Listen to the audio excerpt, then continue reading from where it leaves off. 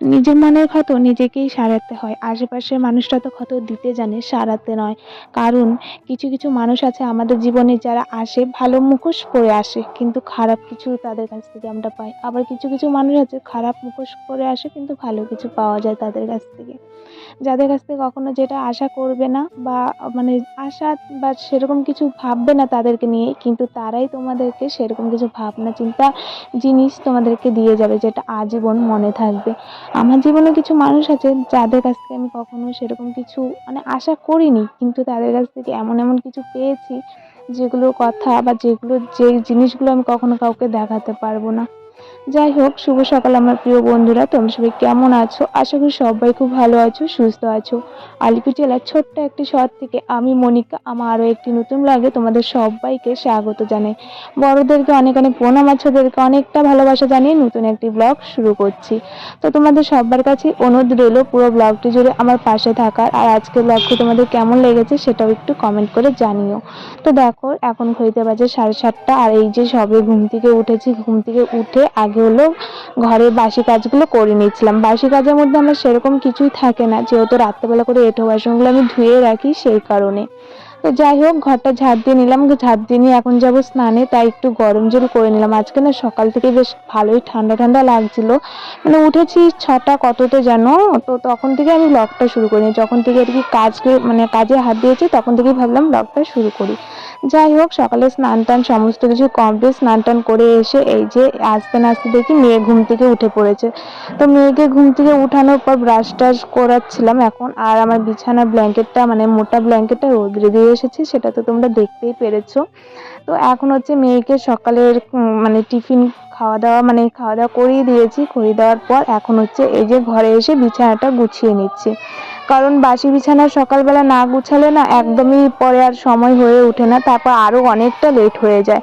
সেই কারণে না কিরকম যেন একটা ঝামেলা মনে হয়। তো ভাবলাম যে যাই হোক, সমস্ত কাজ করার আগে ওই বাসি বিছানাটা গুছিয়ে নিই। তো সেই কারণে এখন বিছানাটা গুছাতে এসেছি। আর দেখো ওইদিকে না জানলায়, তোমরা তো আগে যারা আমার ব্লগ দেখেছো, তো তারা তো জানতেই, এই জানলার মধ্যে আমি একটা কাপড় টাঙিয়ে দিয়েছিলাম, কাপড় দিয়ে পর্দা বানিয়ে দিয়েছিলাম। তো ওই পর্দাটা না আমাকে খুলে ফেলতে হয়েছে। কারণ কি বলতো, একদিন হলো আমি যখন রান্নাঘরে রান্না করছিলাম তখন হচ্ছে মাম্মা আছে না ওই পর্দাটা দিয়ে খেলছিল, ওখানেই ঝুলানো ছিল টাঙানো ছিল।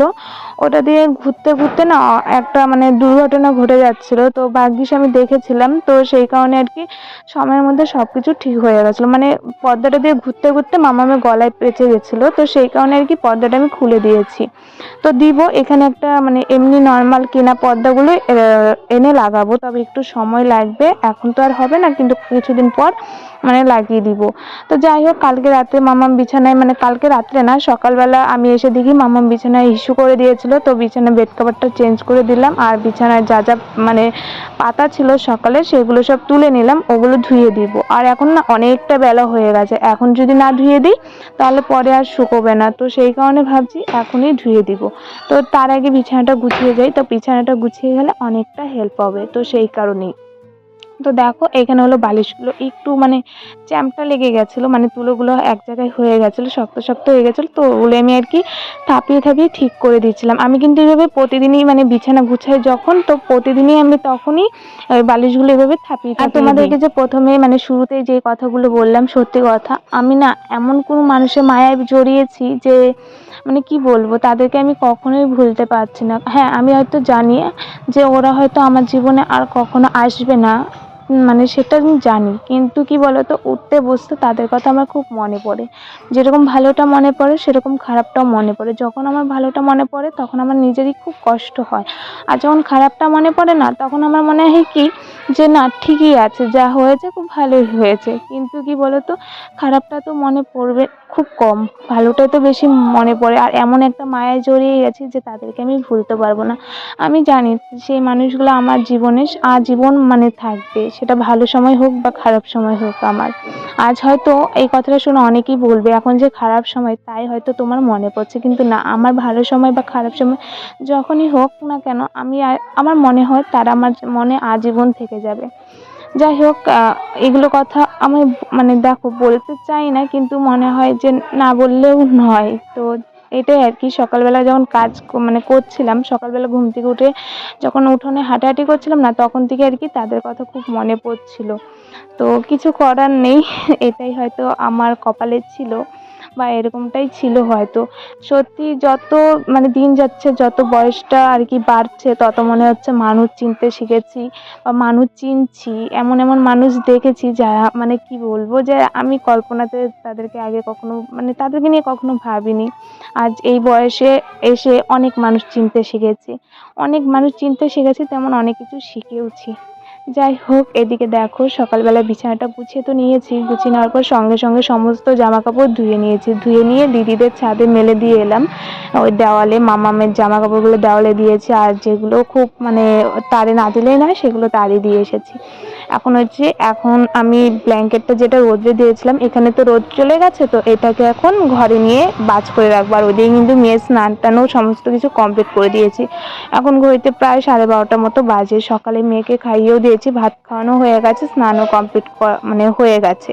আর আমি এদিকে সকালবেলা স্নান করেছি, এখনও মুখের মধ্যে কোনো ক্রিম তেল কিছুই দিতে পারিনি। এত সকাল থেকে ব্যস্ত ছিলাম যে কি বলবো, সকাল থেকে একদমই টাইম হয়নি নিজের যত্ন নেওয়ার। তাই ভাবলাম যে বিছানাটা গুছিয়ে হাত মুখ ধুয়ে এসে আগে নিজে একটু পরিষ্কার হয়ে নিই। আর এখন কিন্তু আমার সমস্ত কাজ কমপ্লিট। এই যে এখন ব্ল্যাঙ্কেটটা ঠিকঠাক করে রেখে তারপর যাব আমি হাত মুখ ধুয়ে এসে, তারপর কিন্তু ওই মানে আমি নিজের যত্ন নিব। তো দেখো এদিকে হাত মুখ ধুয়ে চলে এসেছে, এখন আমি ক্রিম দিয়ে নিচ্ছি। আর ক্রিমটা যেহেতু সারা মুখে একটু ওই ডট করে দিয়েছিলাম, তো তখন মামাম দেখে বলছিল, মা তোমাকে না ভূত ভূত লাগছে দেখতে। তো সেটা নিয়ে আর কি কথা হচ্ছিল। আর এখানে দেখো আমি তো বাইরে মাথাটা চিরুনি করে এসেছি, আর এখানে বেশি মাথাটা আওলাইনি, কারণ হলো আমার এত হেয়ার প্রবলেম হচ্ছে যে কি বলবো। এখন যদি আমি এখানে মাথা চিরুনি করি তো সারা ঘর চুলচুল হয়ে যাবে, তো সেই কারণে আর কি এখন আর চিরুনিটা করলাম না। তারপর এখানে আমি নিজের আর কি সমস্ত কাজ সেরে এসে এখন মেয়েকে নখ কাটাতে বসেছি। আর ও না কিছুতেই নখ কাটতে দিবে না, ও বলছে ও একা একা কাটবে, কিন্তু এটা তো আর হয় না, ও একা একা তো কাটতেই পারবে না, আরও ভয় যদি হাতটাতে লেগে যায়। তো সেই কারণে আমি ওকে না বলছিলাম দেখে ও খুব জিদ দেখাচ্ছিল। তো যাই হোক, অনেক কিছু বলে সে মানে অবশেষে রাজি করালাম নখটা কাটানোর জন্য। তো এখানে আমি ওকে নখ কাটাতে বসেছিলাম, নখ কাটাতে বসে আমি নিজেই নখ কাটছি মানে আমি ওর একটা নখ কেটে দিয়েছি, তো কোনাটা লেগেছিল বলে তো ও আমাকে বলছে যে আমি ওটা উঠাচ্ছি। তো সেই কারণে ওকে দিয়েছিলাম উঠাতে, আর সেই ফাঁকে আমি আমার হাতের নখগুলো বড় হয়েছে, তো ভাবলাম আমার হাতের নখগুলো কেটে নিই। তো অনেক যুদ্ধ করে ওকে নখ কাটাতে বসে, এটা না সেটা নিয়ে একটা না একটা বায়না থাকেই। তো আজকে কোনো রকম ভাবে যুদ্ধ করে ওকে নখটা কাটিয়ে দিলাম, কারণ নখ কাটতে একদমই চায় না, অনেক ভেজাল করে। তারপর আর তোমাদের সঙ্গে সেরকম কিছু মানে শেয়ার করতে পারিনি। তারপর একবারে নখ টখ কেটে মামামকে ঘুম পাড়িয়ে দিয়েছিলাম। এখন বিকেলবেলা গিয়েছিলাম ছাদে জামা কাপড় আনতে। তো আর এই যে আমার মাম্মাম ঘুম থেকে উঠে পড়েছে, তো ওকে এখনো ভাত খাওয়ানো হয়নি, যাব এই যে জামা কাপড়গুলোর কথা তো আমি একদমই ভুলে গেছিলাম, দিদিভাই মনে করিয়ে দিয়েছে। তো তাই আর কি গিয়ে নিয়ে এলাম। আর আনার পর এই যে এখন মেয়েকে খাওয়াতে বসবো। আর এখন কিন্তু ঘড়িতে প্রায় 4:30টার মতো বেজে গেছিলো। তো যাই হোক, আজকের ব্লগটা এখানেই এন্ড করলাম। আশা করি আজকের ব্লগটা তোমাদের খুব খুব ভালো লেগেছে। অবশ্যই কিন্তু ভালো লাগলে লাইক কমেন্ট আর বেশি বেশি করে শেয়ার করে দিও। তো চলো টাটা, আবারও নেক্সট দিনে নেক্সট ব্লগে তোমাদের সঙ্গে দেখা হচ্ছে। ভালো